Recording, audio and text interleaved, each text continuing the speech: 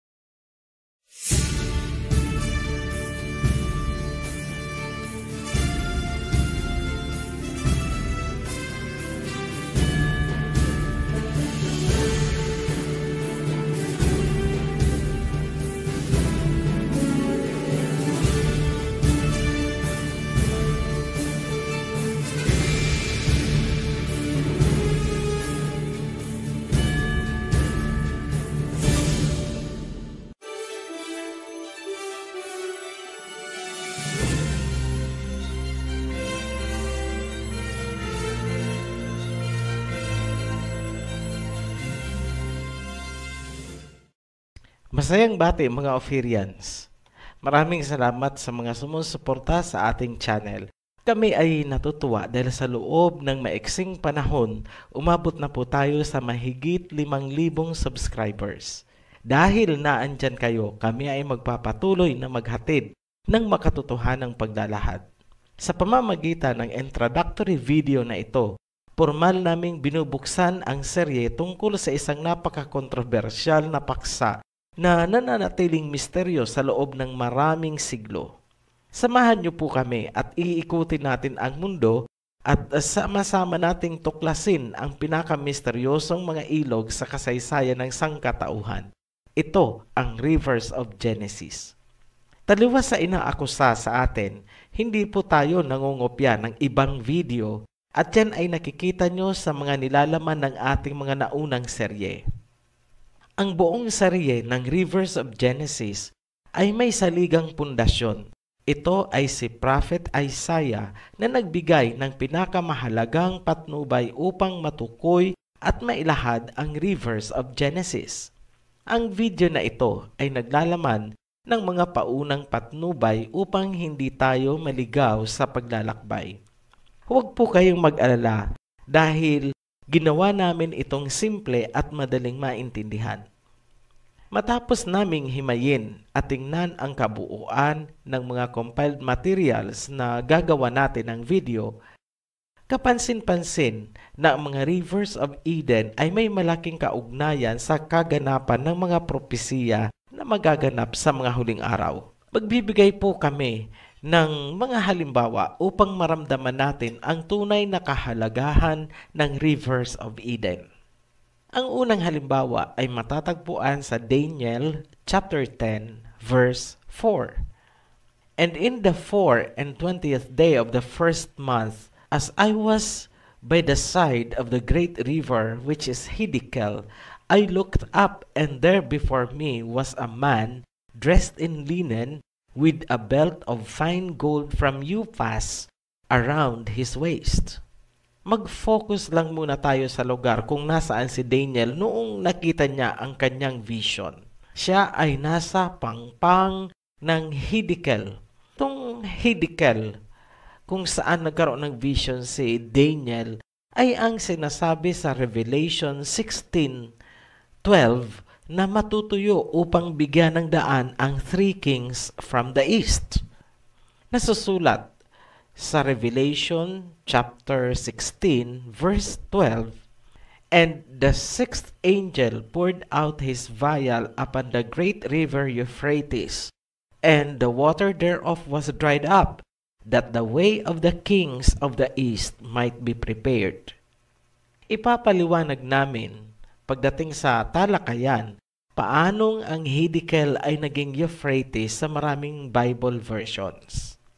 Tumuloy tayo sa susunod na halimbawa. Ito ay matatagpuan sa Zephaniah chapter 3, verse 9 and verse 10. Huwag po kayong malilito.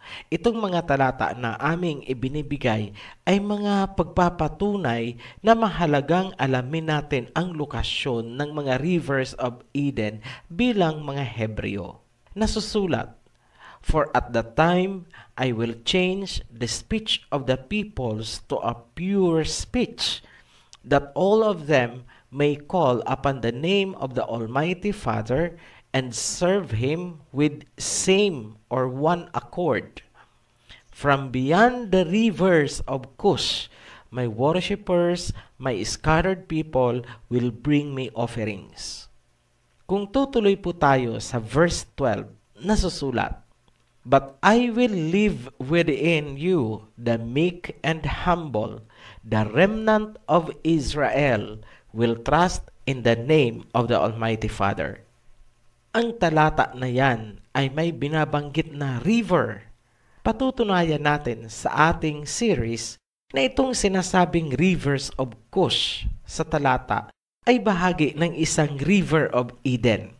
Bakit mahalaga ang rivers na yan?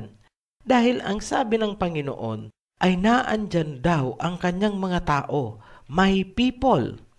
Sa verse 12, tinawag niya itong remnants.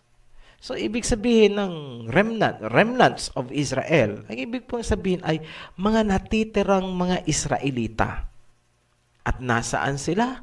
Nasa Africa.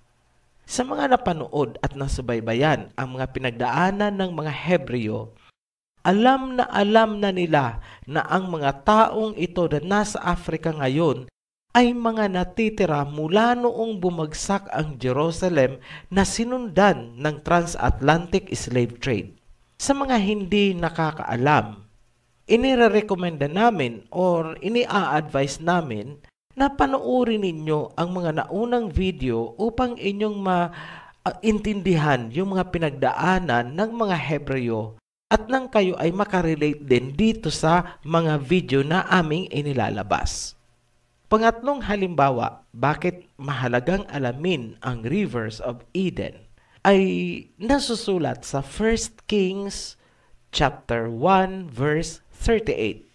"So Zadok the priest, Nathan the prophet, Benaiah the son of Jehoiada, the Cherethites and the Pelethites went down and had Solomon ride on King David's mule and brought him to Gihon.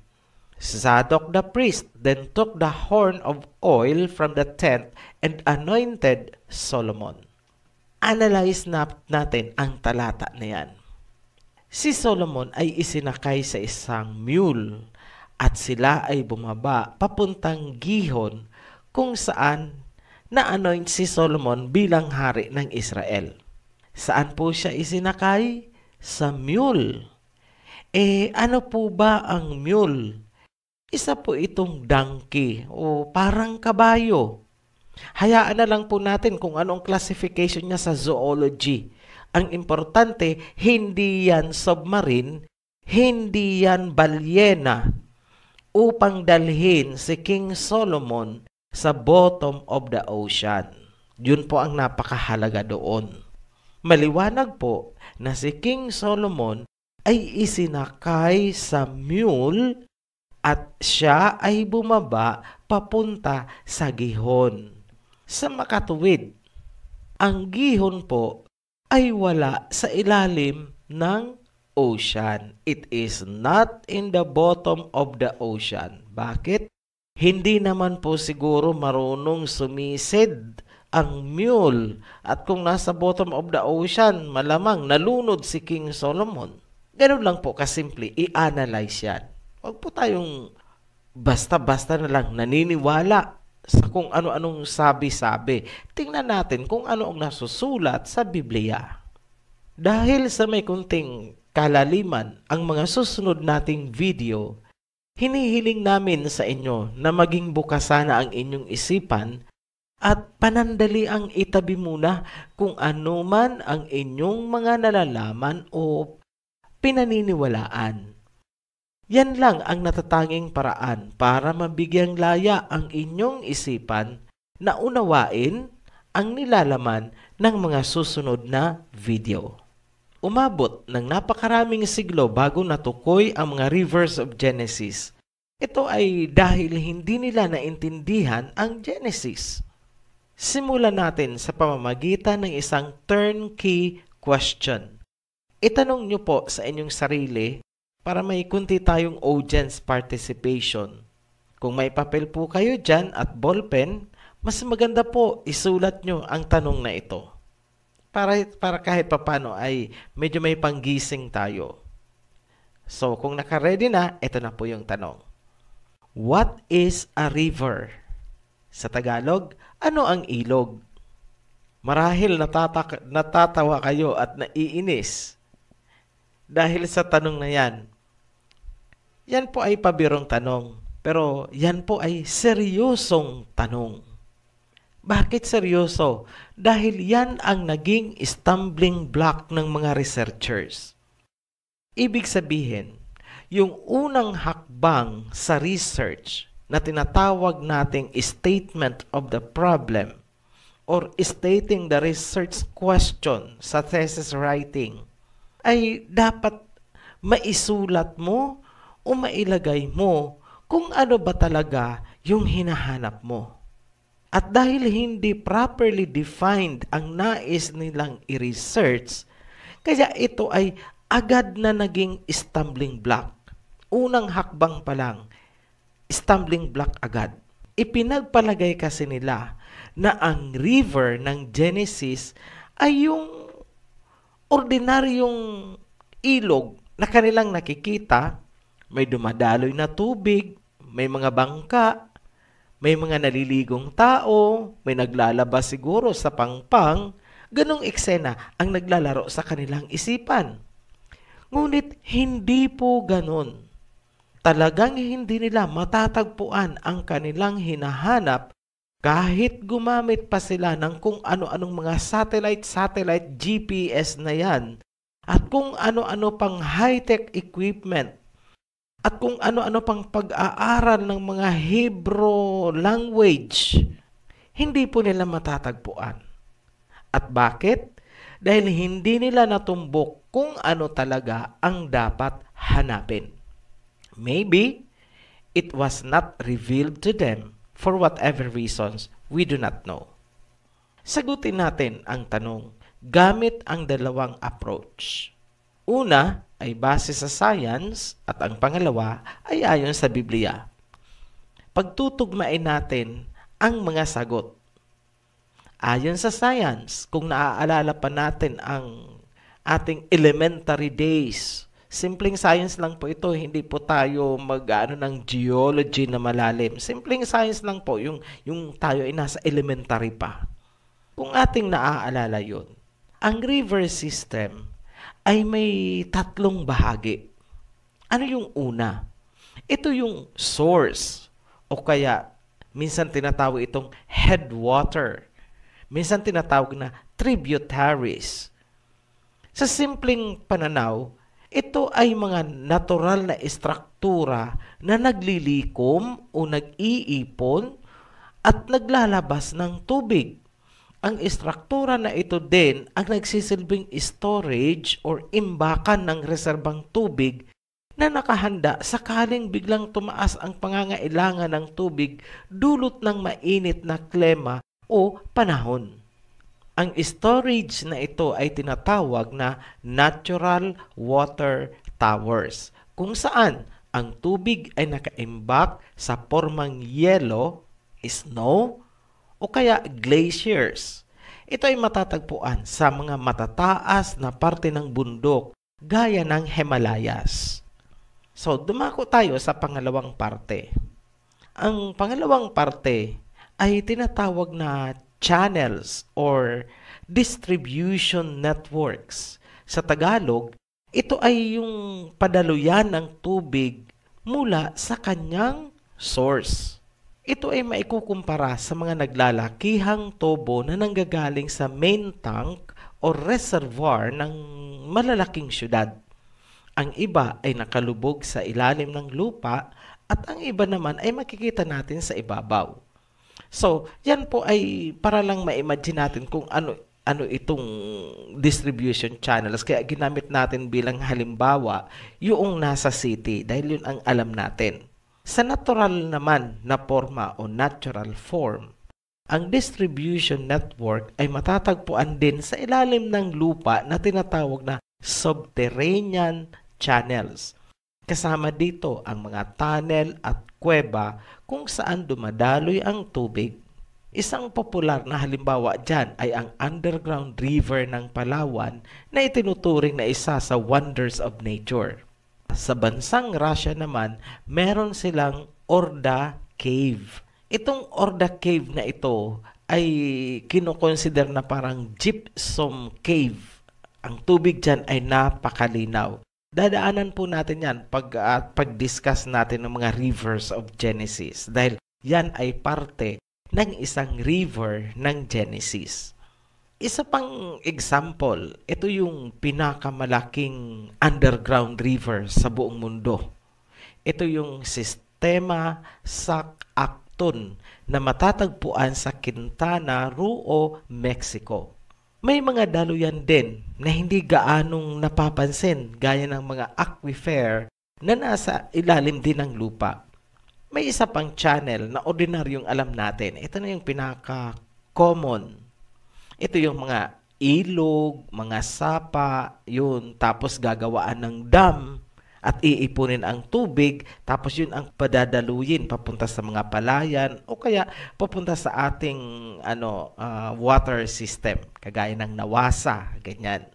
So, ang pangatlong parte ng river system ay ang drainage. Importante din po itong drainage na to. Matapos gamitin ang tubig, kunwari, yung tubig ay ginamit upang madiligan ang isang forest o kaya jungle, meron pong drainage yan para hindi malusak o hindi malabsak ang lupa. Ang drainage ay tinatawag ding mouth of the river kapag ito ay malapit na sa dagat. Ito yung malaking bahagi. Ito na yung bukana na tinatawag sa ordinaryong Tagalog na salita. Ito yung bukana. Paglabas ng tubig dyan, dagat na. Ibig sabihin, ang dagat ay tagasalo ng tubig galing sa bundok. Bigyan namin kayo ng isang tipikal na halimbawa ng drainage. Yan ay ang Amazon River na matatagpuan sa South America. Kung titingnan natin, ang segment o parte na pinangalan ng Amazon ay isang drainage lamang. Kumbaga, siya ang dulo ng isang napakahabang river system. Pero, tanong natin, saan ba galing ang kanyang tubig? Ang tubig na dumadaloy doon ay galing sa Andes Mountain. Kung walang Andes Mountain, walang magiging Amazon. Bakit natin sinabi na ang Amazon ay isang drainage lamang? Kasi ang tubig nga ay nanggagaling sa mountain ranges ng Andes at pagkagaling doon, diniligan nito ang Amazon jungle. At pagkagaling sa Amazon jungle, ang tubig ay bubuhos na at magsasama-sama sa isang natural na kanal papuntang dagat. Yung kanal na yon, natural na kanal, hindi po yan man-made. Yung natural kanal na yan, ang tinawag nilang Amazon River. Pero technically, ang kanal na yan ay drainage. Dinidrain niya yung tubig galing sa Amazon jungle. Ngayon, dumako tayo sa discussion proper. Tapos na po tayo sa tatlong parte. Sige, summarize po natin. Yung una ay tinatawag nating source, headwater, and tributaries. Yan ang unang bahagi ng river system. Yung pangalawa ay yung distribution channels. Ito yung may underground channel, mayroong nasa ibabaw naman ng lupa, typical na nakikita natin na ilog. At ang pangatlo naman is yung drainage. Ang drainage naman ang nagdadala ng tubig papunta sa dagat. Okay. So, marahil nagtataka kayo, paano natagpuan ng Ophirian Heritage Conservatory ang rivers ng Genesis? Hindi naman po sa tayo ay nagbubuhat ng sarili nating bangko o tayo ay nagmamayabang. Pero simple lamang po ang aming naging paraan. Marunong lang po tayong makinig sa mga sinasabi ng mga propeta. Gaya ng sinabi ni Propeta Isaiah, ang rivers daw ay matatagpuan sa tuktok ng bundok. Hindi niya sinabing nasa ilalim ng mga oceans. Marahil nagtataka kayo at marahil kukunti lang ang nakakaalam ng salitang ito ni Propeta Isaiah. Buklatin po natin sa Isaiah chapter 30 verse 25. Nasusulat sa verse 25, "And there shall be upon every high mountain and upon every high hill rivers and streams of water. In the day of great slaughter, when the towers fall, the moon will shine like the sun, and the sunlight will be 7 times brighter, like the light of 7 full days." So, stop po natin doon kasi the rest po ay medyo out of context na. Ang importante dito ay pansinin natin na may sinasabi siya na ang tuktok daw ng mga bundok ay may mga ilog. Every high mountain may rivers and streams of water. Ano ho ba yung hinahanap natin? Rivers of Genesis.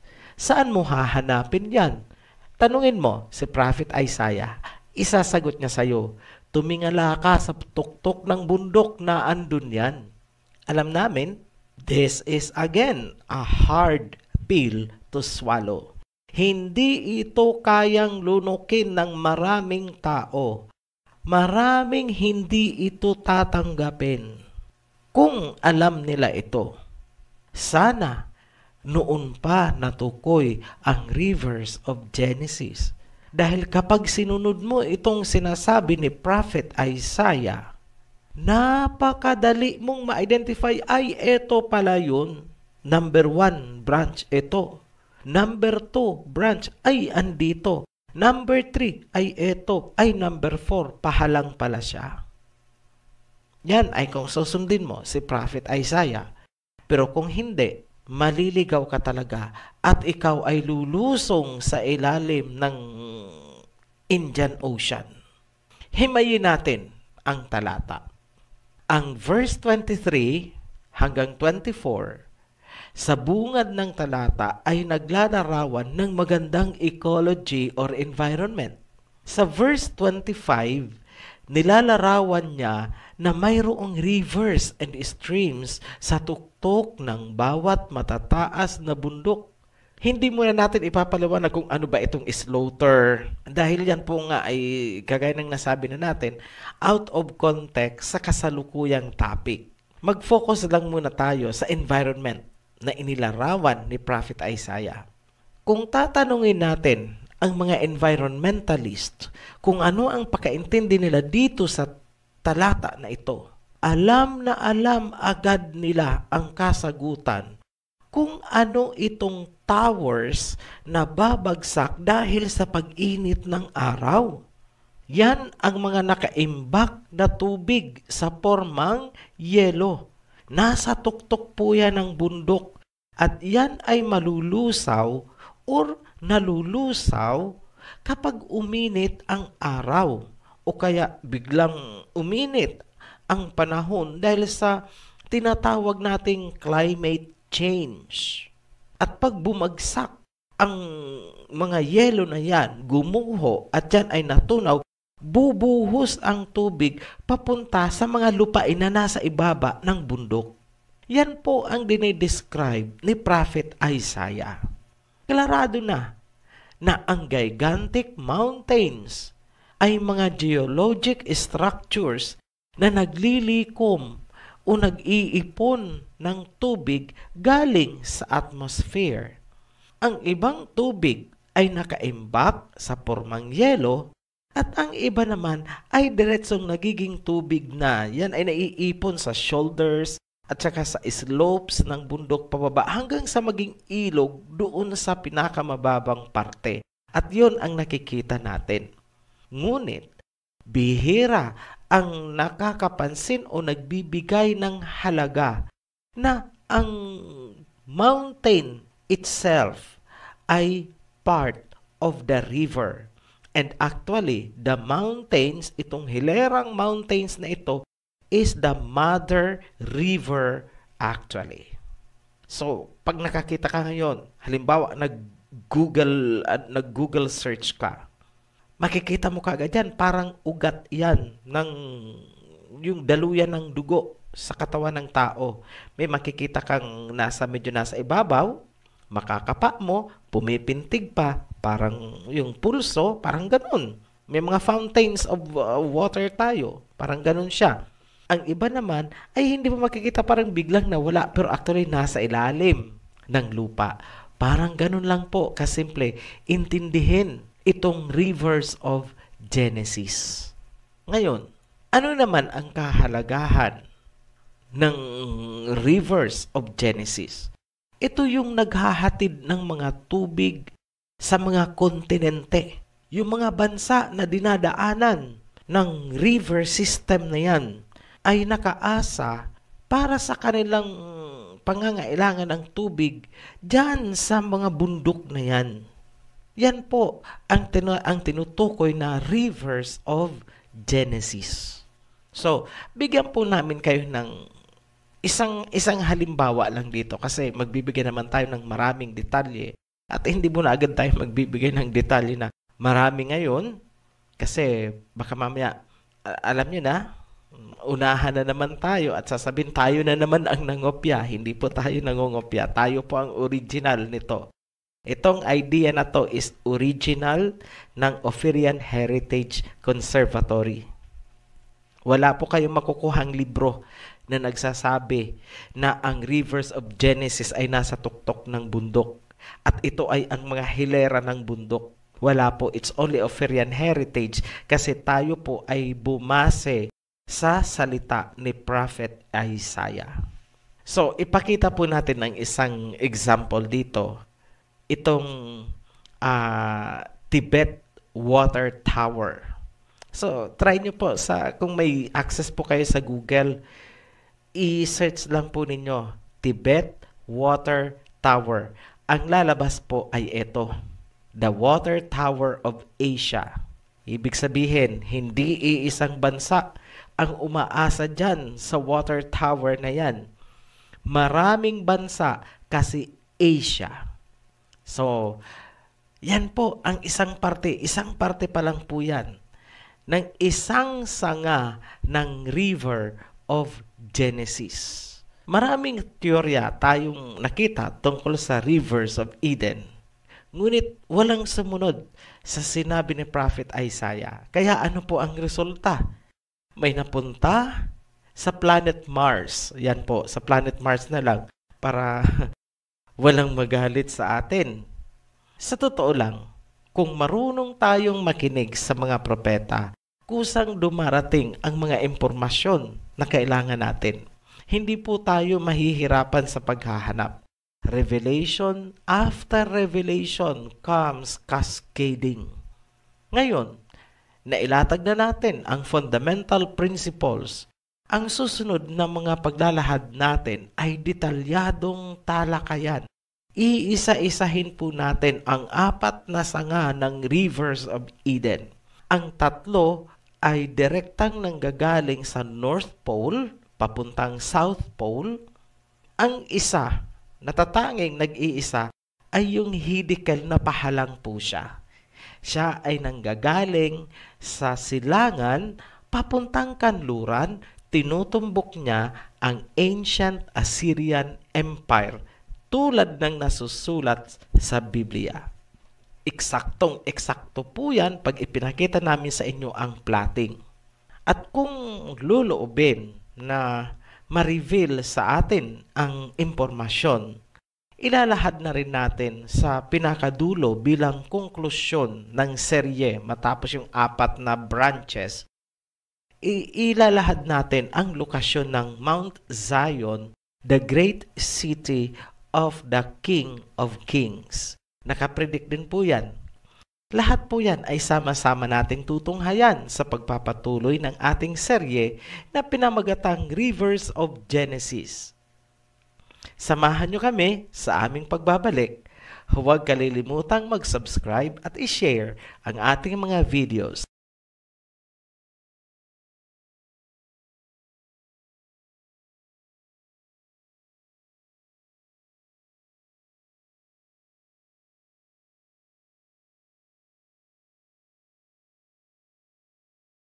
Naniniwala po ako na ikaw na nanood ay maraming katanungan at unti-unting nabubuksan ang iyong diwa. Kung nais mong magpatuloy, subaybayan ang nasabing video ng Mensahero ng Silangan. I-follow lang ito, i-share at i-subscribe. Maraming salamat po.